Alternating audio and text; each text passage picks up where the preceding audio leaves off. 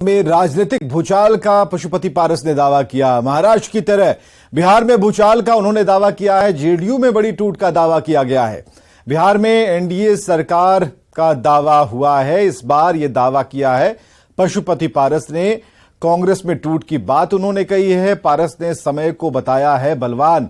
ये पशुपति पारस का बड़ा दावा। नीतीश जी के नेतृत्व में जो सरकारें चल रही है वो सरकार सक्षम नहीं है और नीतीश जी पहले के नीतीश जी अब नहीं रहे। वो कोई भी डिसीजन लेने के पहले उन्होंने अपना उत्तराधिकारी मौखिक रूप से घोषित कर दिया है तेजस्वी यादव को। और जितने भी बिहार के सांसद विधायक हों, चाहे आरजेडी के जनता दल यू के हों या कांग्रेस के हों, ये सब के सब लोग अपने भविष्य की चिंता में फंसे हुए हैं कि भविष्य में क्या होगा, दोबारा हम चुनाव जीत के आएंगे कि नहीं आएंगे। इसलिए कांग्रेस में भी इंटरनली काफ़ी मतभेद है और वहाँ से भी कुछ विधायक निश्चित रूप से टूट के भाजपा गठबंधन में आएंगे लोग। इधर बीजेपी सांसद सुशील मोदी ने भी जेडीयू को लेकर बड़ा दावा किया। उन्होंने कहा कि जेडीयू में भगदड़ की स्थिति है और जेडीयू को कई विधायक बीजेपी के संपर्क में हैं। उन्होंने ये भी कहा कि जेडीयू कार्यकर्ताओं और नेताओं को राहुल गांधी और तेजस्वी यादव स्वीकार नहीं है। साथ ही उन्होंने कहा कि अब किसी भी कीमत पर बीजेपी नीतीश कुमार को स्वीकार नहीं करेगी।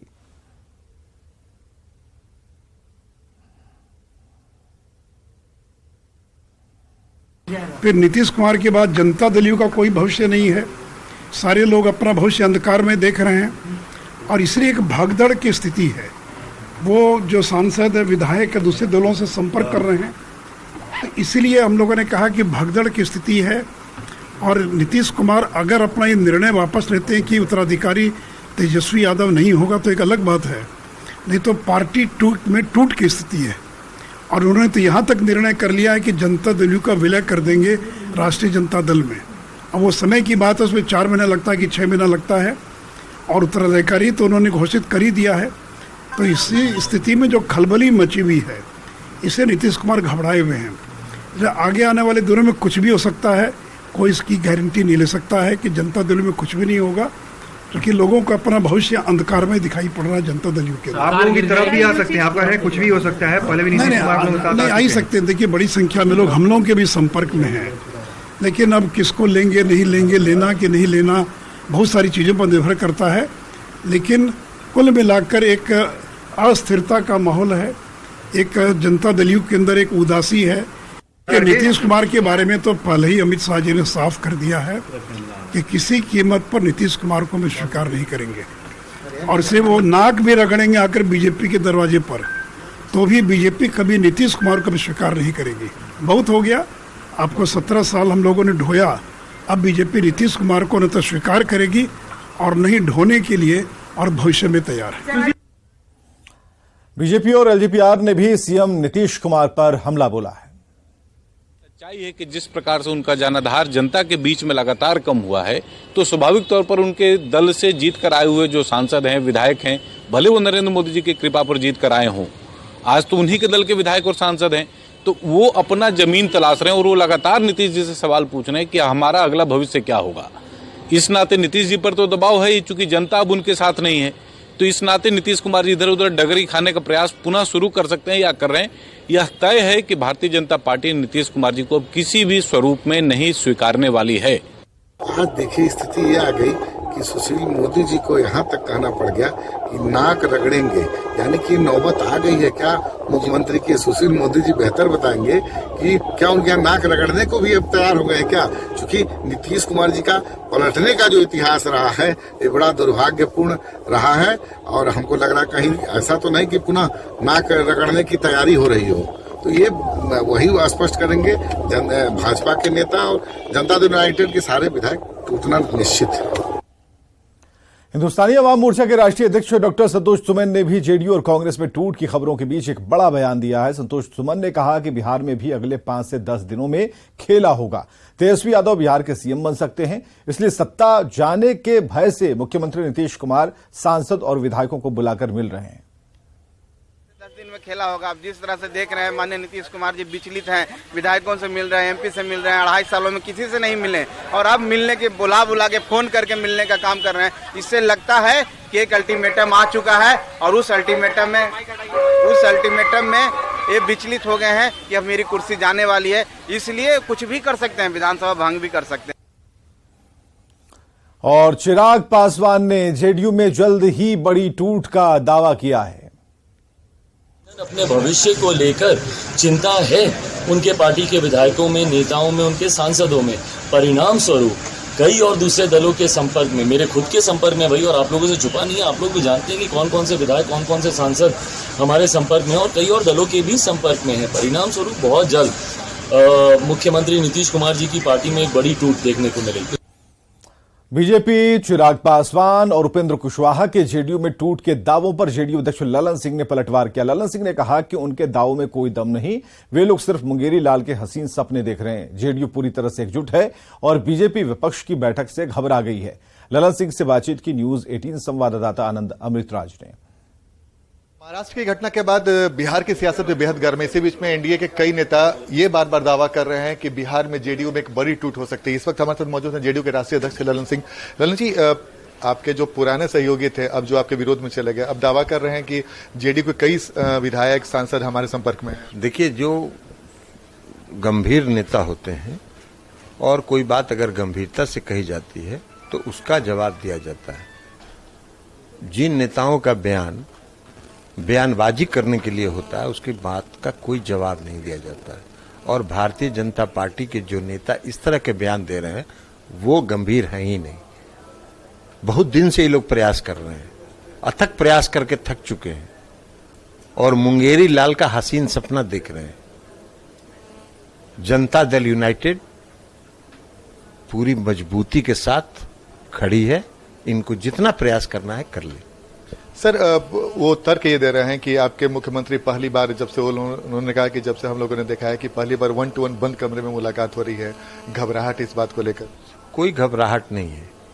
मुख्यमंत्री जी अगर अपने सांसदों से, अपने विधायकों से 1-to-1 मिल रहे हैं तो एक एक विधायक से वो फीडबैक ले रहे हैं उनके क्षेत्र का, क्योंकि विपक्षी एकता की 23 तारीख को जो बैठक हुई उससे घबराए हुए हैं और उसको कवर अप करने के लिए, उस पर पर्दा डालने के लिए उन्होंने एक महाराष्ट्र में घटना किया। तो ये था हमारे साथ जेडीयू के राष्ट्रीय अध्यक्ष Rajiv Ranjan Singh Lalan Singh. Anand Amritraj, news 18 network, Patna. JDU प्रवक्ता केसी त्यागी ने सुशील मोदी पर पलटवार किया और कहा कि सीएम नीतीश कुमार ने बीजेपी में जाने के लिए कभी आवेदन नहीं किया है। श्री सुशील कुमार मोदी जी मित्र भी हैं और लंबे समय तक साथ काम भी किया है।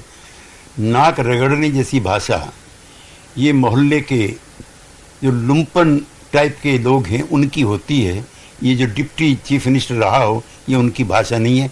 यद्यपि मुझे अफसोस नहीं है, चूँकि आजकल जिस तरह की संगत में हैं वहाँ भाषा की कोई मर्यादा नहीं है। नीतीश कुमार जी का प्रार्थना पत्र दिखाइए जो उन्होंने आपके यहाँ अप्लाई किया हो।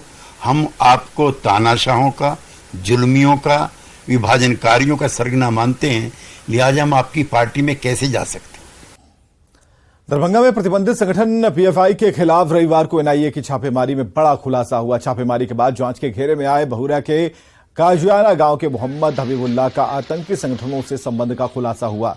मोहम्मद हबीबुल्लाह गाजियाना गांव के मोहम्मद समीउल्लाह का बेटा है और कल दोनों को हिरासत में पूछताछ की गई थी। हबीबुल्लाह के मोबाइल से जांच एजेंसी एनआईए को लीड मिली और जांच एजेंसी एनआईए के मुताबिक हबीबुल्लाह का पाकिस्तान के आतंकी संगठन जमात उल दावा यानी कि लश्कर तैयबा से संबंध है। जमात उल दावा का नाम मुंबई में 26/11 के आतंकी हमले में आया था। हबीबुल्लाह का संबंध पाकिस्तान की खुफिया एजेंसी आईएसआई से भी हो सकता है। एनआईए इस मामले की जांच कर रही है। एनआईए ने हबीबुल्लाह को नोटिस भेजकर 11 जुलाई को पटना बुलाया और उधर हबीबुल्लाह के पिता शबीबुल्लाह के बेटे के निर्दोष होने का वो दावा कर रहे हैं।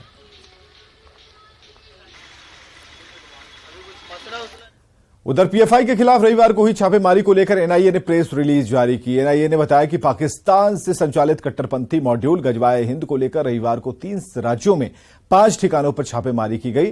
दरभंगा में 1, पटना में 2, गुजरात के सूरत में 1 और यूपी के बरेली में 1 जगह पर छापेमारी हुई। एनआईए के मुताबिक 14 जुलाई 2022 को दर्ज एफआईआर को लेकर पटना के फुलवारी शरीफ इलाके में छापेमारी हुई और मरगूब अहमद दानिश उर्फ ताहिर को गिरफ्तार किया गया था। बाद में एनआईए ने केस को अपने जिम्मे ले आई और 22 जुलाई को दोबारा एफआईआर की गई। 6 जनवरी 2023 को मरगूब के खिलाफ आईपीसी की अलग अलग धाराओं में केस दर्ज किया गया। मरगूब पाक संचालित कट्टरपंथी मॉड्यूल गजवाए हिंद का सदस्य था, जो भारत को गजवाए हिंद बनाने के लिए युवाओं को गुमराह कर रहा था। जांच से खुलासा हुआ कि मरगूब व्हाट्सएप ग्रुप गजवाए हिंद का एडमिन था। उसने अपने ग्रुप से कई भारतीय, पाकिस्तानी, बांग्लादेशी, यमन के नागरिकों को जोड़ रखा था। उसी सिलसिले में एनआईए ने कल 3 राज्यों में 5 जगहों पर छापेमारी की।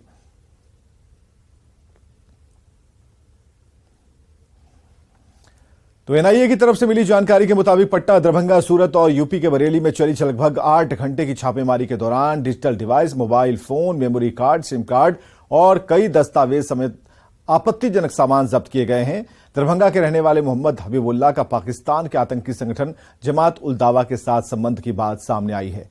आपको बताते चलें कि यह मामला बिहार पुलिस द्वारा पटना जिले के फुलवारीशरीफ थाना क्षेत्र के दानिश उर्फ ताहिर की गिरफ्तारी के बाद प्रकाश में आया था।